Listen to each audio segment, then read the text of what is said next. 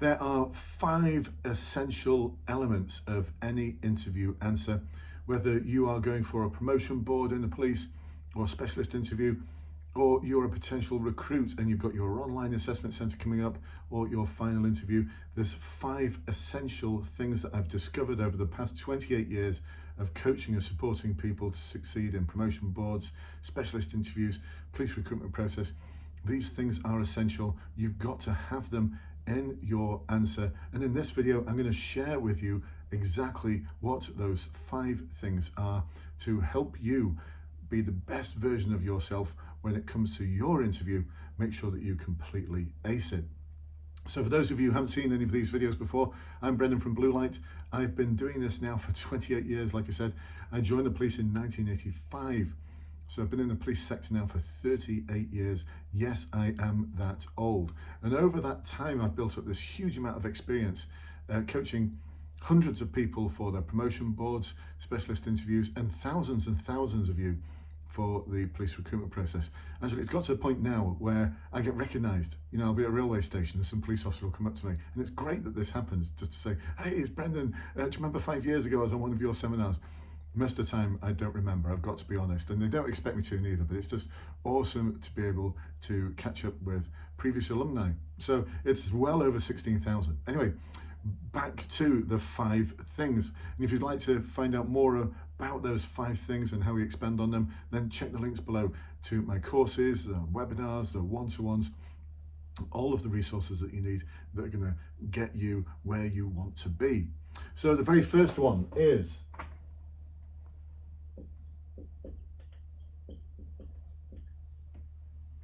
structure.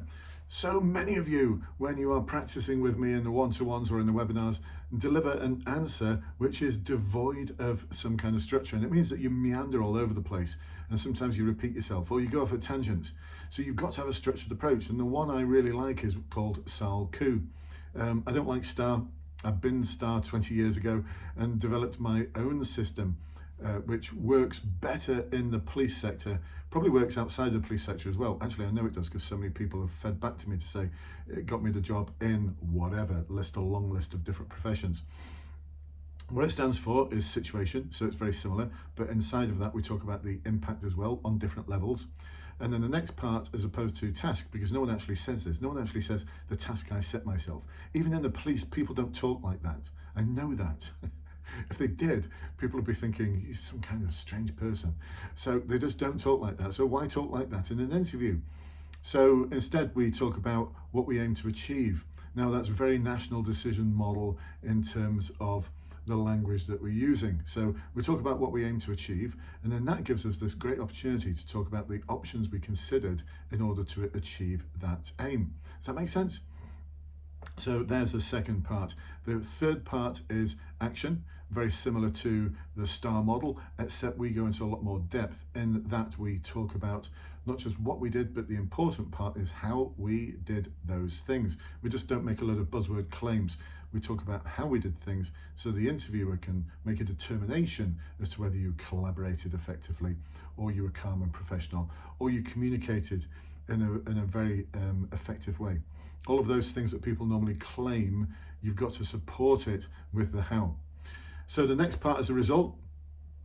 And in the result, we want to be making sure that everything in the world isn't something that turns to gold, that everything in the garden isn't rosy because you join in the police or you're in the police, and the world just isn't like that. Next part is the L for learning.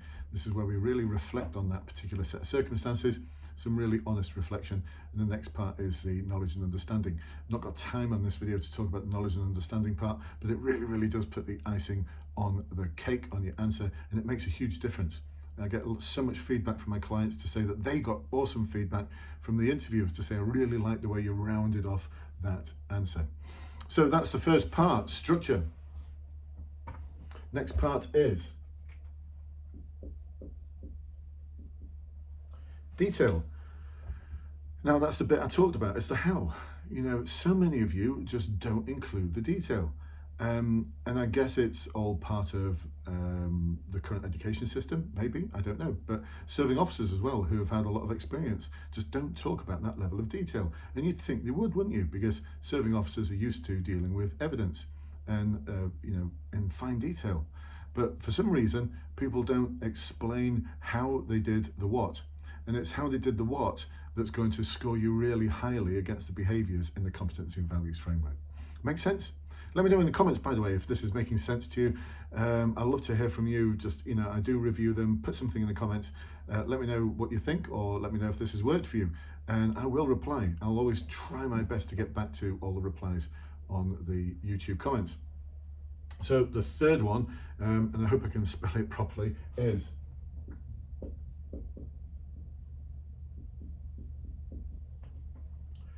authenticity. I think I spelled it right, haven't I? Yes, I have. Yeah, wow. So authenticity. And all the books out there on how to deliver an interview answer, or if you look it up on Google, it always talks about make sure that whatever you talk about is a resounding success, a time when everything went perfectly. Look, if you try and persuade me, especially at a final interview or on a promotion board, that the thing that you did, the experience that you had, resulted in everything that you touched turned to gold, everything in the garden's rosy, that it was just a perfect outcome, there's one of two things that can happen. I'm going to either not believe you, because I'm going to be thinking the real world isn't like that, or I'm going to think you're lying. Because I want to hear about something that's problematic and challenging. I don't want to hear about something that turned out perfectly, because if it turned out perfectly, it wasn't problematic or challenging, was it? So does that make sense? Again, let me know in the comments. If it's problematic and challenging the first time you dealt with it, or the second time you dealt with it, whatever it was, whatever the thing was, it didn't work out according to plan. How do I know this? 38 years in the police sector. Nothing ever goes to plan in the police. So especially for promotion boards, do not try and persuade people that everything worked out well.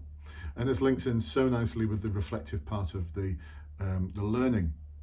More about that on my courses, more about that in my webinars and one-to-ones. Not got time to go into that today, but this is where you really put the icing on the cake with all the nice sprinkles and hundreds and thousands and a little cherry on top as well.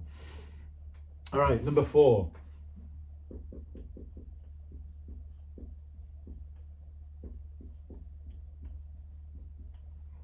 Some kind of emotional connect.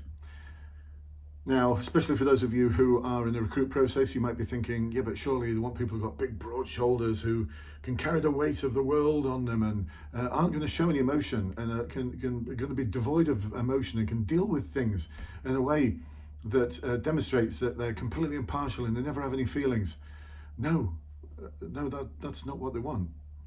They want people who are humans, who have got an emotional connect with the world, an emotional connect with the people that they're dealing with, and an emotional connect with themselves as well. I mean, there's even, in the competency and values framework, there's even a competency, isn't it, called being emotionally aware. Now, this isn't, knowing when you're going to burst into tears or not. This is knowing how to handle those feelings and being able to explain that this challenging or problematic thing that you dealt with resulted in you having certain feelings, and this is how you dealt with them. And we focus a lot on this in the webinars and the one-to-ones, where I work through with people the best way to articulate this so that you, again, are standing out from the crowd. You've got the assessors on the edge of their seats, because you're telling this account that so far has got structure, it's got detail, it's got authenticity, and that you're quite happy to say this didn't go well, this part didn't go well, this part didn't work. And on reflection, you got really good answer there, and then you can talk about also in your answer, and when this happened, my sort of world, my whole world collapsed around me. It really felt awful. I spent the whole day feeling anxious, and then I started to think, I need to pull myself out of this. How am I going to do this? So look, don't try and hide emotions, especially when it comes to promotion boards and specialist. Actually, when it comes to all of it, I can remember getting feedback on the last interview I went to. I actually felt so strongly about the thing I was talking about that my eyes started welling up. And I remember halfway through the interview just doing this, going, oh, just put that Saharan sand in the air again, huh? And apparently when I walked out, the woman from HR said to the superintendent who was interviewing me, I know we've got more people to interview, but I think we've found the person we want. And the superintendent as well was like, yeah, I agree. They were really impressed because of that emotional connect. and how I was able to talk about that emotional connect with that thing that I was dealing with. So it's really important, this, if you want to get the board on the edge of their seats, that you introduce an emotional connect. I've found over 28 years that this works all the time. I know some of you might be thinking, I don't believe you, Brendan. Look, 28 years of experience of doing this. So trust me, this works. All right, the very last one, and this one seems so obvious, but it's one that so many of you are getting wrong.